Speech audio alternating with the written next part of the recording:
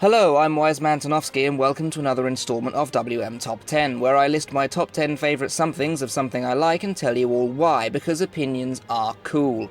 In today's video, I decided to move away from the fantasy in film and television to pay respect to the amazing talents that bring it to life, the people behind the characters we all love so much, with a compilation of my top 10 favourite actors of all time. Now, just to clarify, this is completely opinion-based, hence why I say favourite and not best. My opinion is my own and yours is your own. Feel free to share it below, but always respect that no one's opinion is wrong. On a related subject, before anyone waves the sexist flag on me, there will follow a list of my top 10 favourite actresses in the future. With that in mind, let's begin. Number 10. Hugo Weaving. Best known for his role as Agent Smith in the Matrix movies, Weaving has a screen presence which is simply spellbinding. That low-set brow, those thin eyes, his commanding voice, and the monotonous manner in which he delivers his lines always creates a deep and mysterious character whenever he appears. Starting his career in Australian television, Weaving has played everything from the Lord of Rivendell to the Lord of the Decepticons, the Red Skull in Captain America and the voice of Rex in Babe. But what earns him his place on this list is his role in one of my favourite movies of all time, V for Vendetta, as the titular character, V. With nothing but his voice, Weaving creates one of the most complex characters in cinema history, and that incredible talent earns him the number 10 spot. Number 9. Kevin Spacey. I first encountered Kevin Spacey as the voice of Hopper in A Bug's Life, and boy did he ever leave an impression on me. Similarly to Weaving's V, Spacey only had the use of his voice to create this character, and he gave birth to a seriously scary villain. But when I saw him take the role of John Doe in the psychological thriller Seven, I was sold. Spacey has such an unnerving demeanour which makes it very difficult to pin down his character's motives, with his role as Lex Luthor being one of the only good things about Superman Returns, and holding the role of Frank Underwood on House of Cards. What gets him his spot here is his character Verbal Kint in The Usual Suspects, another of my favourite movies, and with one of the best twists in cinema history. Spacey's suspicious demeanour is exemplified in this Academy Award-winning performance, and gets him the number 9 spot on my list. Number 8. Benedict Cumberbatch. One of the most modern actors on my list, I was only made aware of Cumberbatch when he popped up in The Other Boleyn Girl as William Carey. And then he popped up again in Tinker Tailor Soldier Spy, and 2 other movies including Warhorse that very same year. For a while, it seemed like Cumberbatch was working his way into every major release, appearing as a young Khan in the controversial Star Trek sequel, giving an incredible motion capture performance as the fearsome Smaug in the Hobbit movies. Cumberbatch's greatest tool is his voice and his cool demeanour. Cold and unfeeling at times, but capable of sudden bursts of rage, and nowhere does this suit him better than in the modern Holmes adaptation, Sherlock. Portraying the titular character with all the social awkwardness and intellectual brilliance we expect from the master detective, Cumberbatch deduces his way to number 8 on my list. Number 7. Robin Williams. Followers of my channel shouldn't be surprised to see this guy make an appearance. As one of the most influential actors in my life, Robin Williams taught me what it meant to make people laugh and to find joy in the joy of others. First introduced to me, of course, through his role as the genie in Disney's Aladdin, and then as Alan in Jumanji, I loved almost every movie I saw him in, from Dead Poets Society to Good Will Hunting. Something about Williams' energy and the life he brought to each and every performance just lit up every movie for me. Even weaker films like Flubber, I can still find something to love in his performance. But of course, my all-time favourite role has to be Daniel Hillard, aka Mrs. Euphigenia Doubtfire. Williams just owns this character, and his closing monologue brings man-tears to my eyes every time. A great talent lost far too soon. Robin Williams finds himself at number 7. Number 6. Sir John Hurt.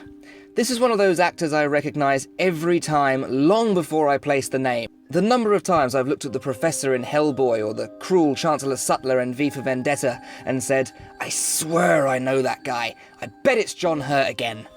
Appearing in everything from Alien to Harry Potter, and yes, even as the Doctor in the 50th anniversary special, I can't tell you how long it's taken me to accept that simply based on the fact that he's amazing. John Hurt is the guy you get to deliver your movie's exposition. He has one of those wise voices that pulls the audience in every time, whether he's talking about wands and their owners or British dystopia in 1984. You completely buy into every word he says. It may surprise you then, with that in mind, to learn that the role which gets him his place on my list is none other than John Merrick in The Elephant Man. And why? because it's such an emotionally moving performance that reduced me to a mess of tears come its ending. Everything from his physical performance to his struggled dialogue created such an incredible character that it left a deep-seated impact on me that I will never forget. And that puts him firmly at number 6. Number 5, Sir Anthony Hopkins. Recognised worldwide as one of the greatest living actors in the world, Hopkins definitely earns his place on my list. I first saw him as Don Diego de la Vega in The Mask of Zorro, and he immediately got my attention. His smooth and cool voice and commanding screen presence took control of every scene he appeared in, and I soon went looking for all of his other work. Also appearing in The Elephant Man, as well as his role as All-Father Odin in the Thor movies, what I love about Hopkins is the Sherlock Holmes-esque way he can memorise his lines, repeating them over and over to himself until they feel natural enough to shoot, and then simply discarding them to make space for his next role. This incredible mental discipline, coupled with his intimidating screen presence, also assisted in the creation of my favourite of his characters. Of course, Dr. Hannibal Lecter from The Silence of the Lambs. I reviewed this movie last year for 12 Nights of Halloween, and it was a joy to see this cold, clinical and purely psychopathic character be brought to life once again. Spoken with such sharp clarity and keen wit by one of my favourite actors of all time, Anthony Hopkins finds himself at the halfway point on my list. Number 4, Jack Nicholson.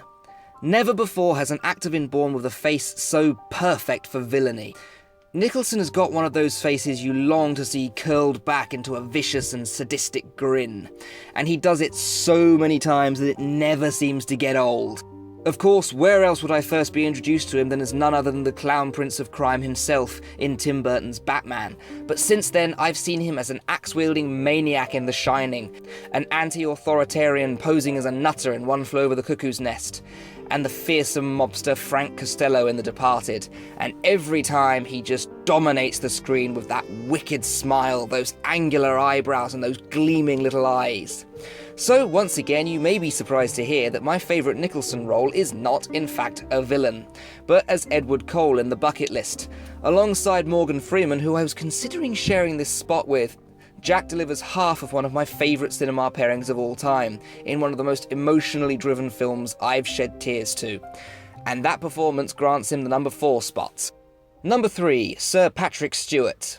A Shakespearean actor at heart and one of the best in the world, I first remember seeing Patrick Stewart in the original X-Men movie as Professor Charles Xavier, and was swept away by the deep and intellectual wisdom of his performance. Stewart has one of those voices you recognise in an instant, appearing as one of my favourite interpretations of Ebenezer Scrooge, while also embracing his grand sense of humour with his roles on American Dad and the narration of the movie Ted. Is it any wonder that the role which earns him the spot on my list is none other than Captain Jean-Luc Picard in Star Trek The Next Generation? Not only a stern military leader in times of crisis, but a pillar of wisdom and counsel to all those under his command, Stewart portrays my favourite Enterprise captain with such fervour and passion that I would feel ashamed to place him any lower than the number 3 spot on my list. But even off the screen, I have a tremendous admiration for his very special friendship with my number 2 pick. Number 2, Sir Ian McKellen.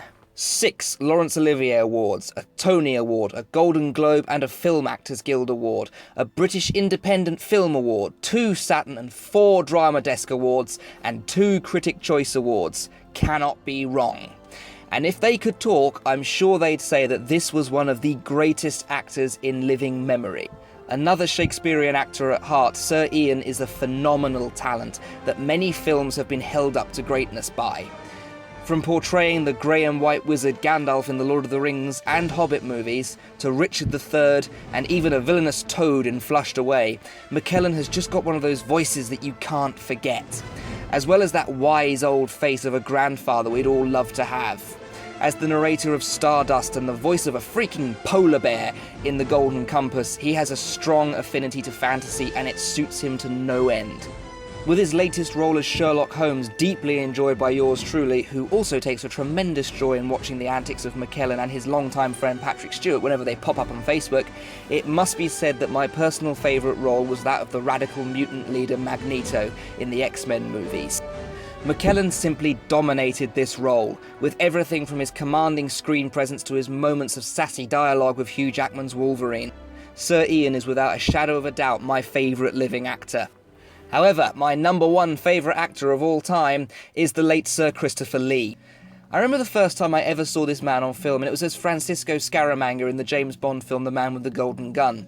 Now, I was never a big Bond fan in my youth, but something about this character caught my eye.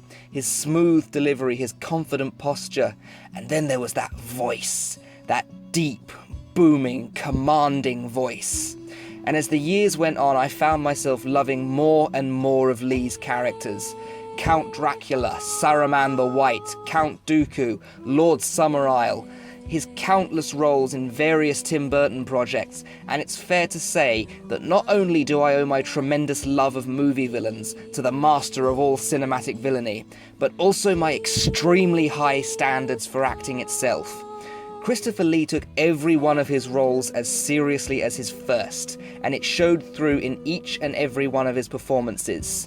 If he didn't think he did a take as well as he could have, he took the take again, over and over until he got it perfect. As for my favourite role, that's why he's my number one choice. I just can't choose one. I can't pick a single role to raise above the rest as my favourite. They're all my favourite. He's appeared as both Sherlock and Mycroft Holmes. He's been both Death and the Devil. He was the Jabberwocky, the father of Willy Wonka, the Prince of Darkness, and Frankenstein's monster. He hunted Nazis in World War II. He was granted the Spirit of Metal Award and was the oldest living performer to enter the music charts. As well as being the greatest actor of the 20th century, he showed the world what it meant to truly live your life, never succumbing to idleness and doing something with every year he had on this planet, which is nothing short of inspirational to all those around him. They don't make actors like Sir Christopher Lee anymore, and I very much doubt that they ever will again. He lived an incredible life, and he shared his equally amazing talent with us all throughout it. That archive of cinematic brilliance is what we have to remember him by, and what a legacy to leave behind. I know I'm just a single voice talking to myself on the internet, but Sir Christopher Lee, you are an absolute legend, and my number one favourite actor of all time. Thanks for watching. Feel free to leave your own opinions in the comments. I've been Wiseman Tanofsky. This has been WM Top 10. Thank you very much for listening.